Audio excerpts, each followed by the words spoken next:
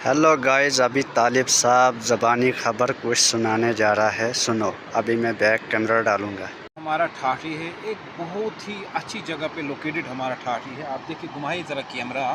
आप देखिए किस तरह से यहाँ पर दरिया है। यहाँ पर क्या नहीं बन सकता है, लेकिन अफसोस से कहना पड़ता है हमारे लोग, हमारे जो यहाँ के नुमाइंदे थे, उन लोगों ने भी आज तक ये बात नहीं उठाई कि यहाँ हमारा प्रोजेक्ट बन रहा है, 7वीं हाइड्रो इलेक्ट्रिसिटी प्रोजेक्ट रैटले में। पिछली बार भी मैंने यहाँ पर एक कंजा था कि यहाँ के जो डीडीसी हैं, बीडीसी थे, या और भी यहाँ के जो प्रेसिडेंट वगैरह हैं एमसीसी के, उन लोगों ने आज तक यहाँ पर कंपनी वालों को नहीं रोका। आज उनको याद आया कि ये मग डाल रहे हैं, ये दरिया में मग डाल रहे हैं। हमने पिछली बार उनसे भी रिक्वेस्ट की कि आइए, किसी शायर ने क्या खूब कहा है, एक हो जाए तो बन सकते हो खुर्शीदो मुबीन, वरना इन बिखरे तारों से क्या बात बनेगी। हमने मग की भी बात की। कहीं दहाइयों से हम बता रहे हैं कि ये नुकसान होगा। अगर कहीं पे भी पीछे, अगर कहीं जिस तरह से पहले भी यहाँ पर कलर्ड ब्रस्ट हुआ था तो 5 इंसानी जानें चली गई थी। लेकिन अब अगर दरिया में कलर्ड, वो तो नाले में हुआ था, अब अगर दरिया में कहीं पीछे कलर्ड ब्रस्ट हुआ तो पूरा ठाठी हमारा ख़त्म हो जाएगा। इस कलर जिस तरह से इस वक्त हाइड्रो इलेक्ट्रिक प्रोजेक्ट वाले यहाँ पर वो मग डाल रहे हैं, या नेशनल हाईवे अथॉरिटी वाले जो NHIDCL है वो भी डाल रहे हैं।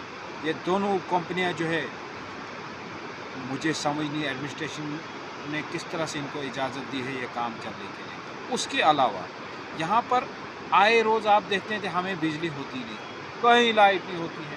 जिस तरह से इनने कंटेनमेंट्स रखी हैं उसके मुताबिक भी नहीं हमें मिलती है। इन सर्दियों में हमें मोबाइल चार्ज करने के लिए ये बैटरी नहीं होती है, यहाँ लाइट नहीं होती है। तो मेन वजह जो हमारा पावर का जो ग्रिड है, यहाँ पे ग्रिड स्टेशन ठाठी, वहाँ से अफसोस से कहना पड़ता है, बड़े अफसोस से कहना पड़ता है आज मुझे कि वहाँ से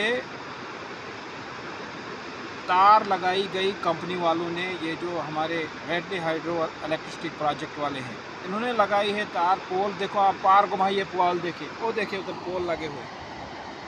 वहाँ से ये पोल लाए द्राबशाला से, वहाँ से इन्होंने लाई है फिटिंग करके हमारे ग्रिड स्टेशन ठाठी के लिए, और वहाँ से ये पावर ले रहे हैं ग्रिड स्टेशन को चलाने के लिए, यहाँ इस प्रोजेक्ट वालों के लिए। उसको पहले चार्ज करेंगे, जो पावर यहाँ से जाएगी वो जाएगी उनके पास। जो हमारा खाचा खुजा था वो सारा वो लेते हैं। अब आए जॉब की बात।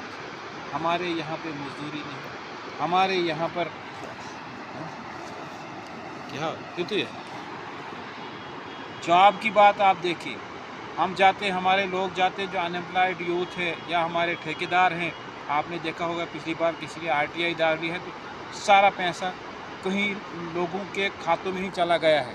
कुछ लोग अंडे की दुकानें करते हैं प्रेम नगर में, कहीं और जगह दुकानें करते हैं। कोई टेलर मास्टर है, वो काम नहीं करते हैं वहाँ प्रोजेक्ट में, लेकिन उनके खातों में पैसे जा रहे हैं। लेकिन आप देखें हमारा जो यहाँ अनएम्प्लॉयड यूथ है ठाठी का, आप देखें हमारे पास बहुत से यहाँ पर अनएम्प्लॉयड यूथ पड़ी हुई है बेचारे, जो दर की ठोकरें रोज़ दर उनके पास जाते हैं। प्रोजेक्ट उनको नहीं है, लेकिन हमारी बिजली उनको पसंद है, हमारा ग्रिड उनको।